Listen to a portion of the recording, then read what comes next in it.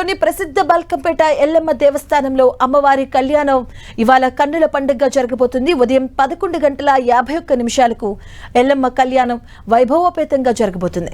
దేవస్థానం రాజగోపురం ముందున్న ప్రధాన రహదారి కళ్యాణ వేదికపై అమ్మవారి కళ్యాణ వేడుకను నిర్వహించబోతున్నారు. ఇందుకోసం ఎల్లమ్మ ఆలయాన్ని అత్యంత సుందరంగా తీర్చిదిద్దారు. ఎల్లమ్మ కళ్యాణోత్సవానికి ప్రభుత్వం తరపున మంత్రులు పొన్నం ప్రభాకర్, కొండ సురేఖ అమ్మవారికి పట్టు వస్త్రాలు సమర్పించబోతున్నారు. దీనికి సంబంధించిన పూర్తి అప్డేట్స్ మా కరెస్పాండెంట్ రాముడు అందిస్తారు. అక్కడి నుంచి రాముడు.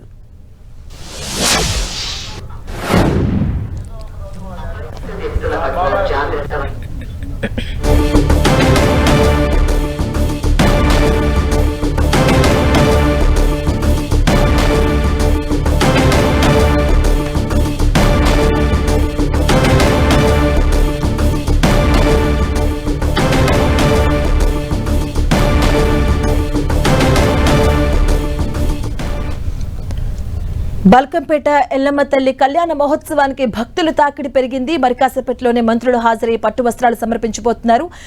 ఎల్లమ్మ రథోత్సవం రేపు ఉండబోతుంది. దీనికి సంబంధించిన పూర్తి అప్డేట్స్ మా కరెస్పాండెంట్ రాముడు అక్కడి నుంచి అందిస్తారు లైవ్ ద్వారా. రాముడు. మరికొద్ది సేపట్లో ఎల్లమ్మ దేవతకు సంబంధించి కళ్యాణ మహోత్సవం ప్రారంభం కానుంది. అందుకోసం అన్ని ఏర్పాట్లను అధికారులు చేశారు. ఇటు దేవాదాయ శాఖ మొత్తం ఏర్పాట్లను పర్యవేక్షిస్తుండగా భద్రతా అంశాన్ని పోలీసులు, అదేవిధంగా ఇక్కడ ఉండేటువంటి ఇతర విభాగాలన్నీ కూడా వైద్య విభాగం, అదేవిధంగా GHMC వీళ్ళందరూ కూడా తమ తమ పనులను చేస్తున్నారు. వాటర్ బోర్డు వాటర్ సమర్పిస్తుంది. ఈ విధంగా అవసరమైనటువంటి చర్యలు తీసుకుంటున్నారు. పెద్ద ఎత్తున భక్తులు ఉదయం నుంచే క్యూ కట్టారు అమ్మవారి దర్శనం కోసం.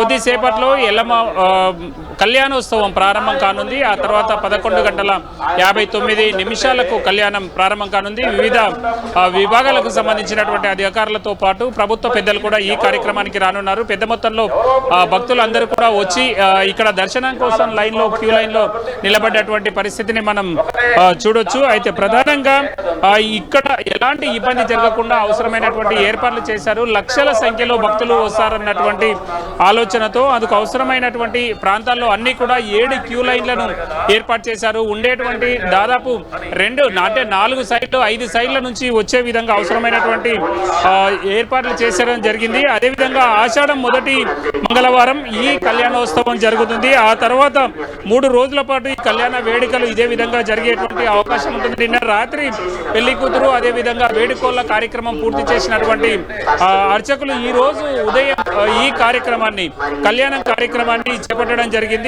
అంటే ఇక్కడికి వచ్చేటువంటి భక్తులందరికీ కూడా ఎలాంటి ఇబ్బంది లేకుండా ఇటు ఆహారము అదేవిధంగా అవసరమైనటువంటి ప్రసాద వితరణ అంటే అలాంటి పనుల కోసం ప్రత్యేకంగా ఈ కార్యక్రమాలన్నింటినీ కూడా చేపట్టడం జరిగింది. అంటే ఎక్కువ మొత్తంలో వచ్చేటువంటి భక్తుల రక్షణ కోసం దాదాపు 700 మందితో ప్రత్యేకంగా పోలీసు బందోబస్తును ఏర్పాటు చేయడం జరిగింది. దాంతోపాటు 36 రెగ్యులర్ సీసీ కెమెరాలు అదేవిధంగా 130 సీసీ కెమెరాలను వివిధ ప్రాంతాల్లో ఏర్పాటు చేసి అవసరమైనటువంటి చర్యలు తీసుకుంటున్నారు. ఇక్కడికి వచ్చే అస్వస్థతకు గురి అయితే వెంటనే వారికి చికిత్స అందించేలా అవసరమైనటువంటి 6 మెడికల్ క్యాంపులను ఏర్పాటు చేయడం జరిగింది. అదేవిధంగా ఇక్కడికి వచ్చేటువంటి జోగినీలు కానీ శివశక్తుల కోసం ప్రత్యేకంగా చేశారు. మధ్యాహ్నం 2 గంటల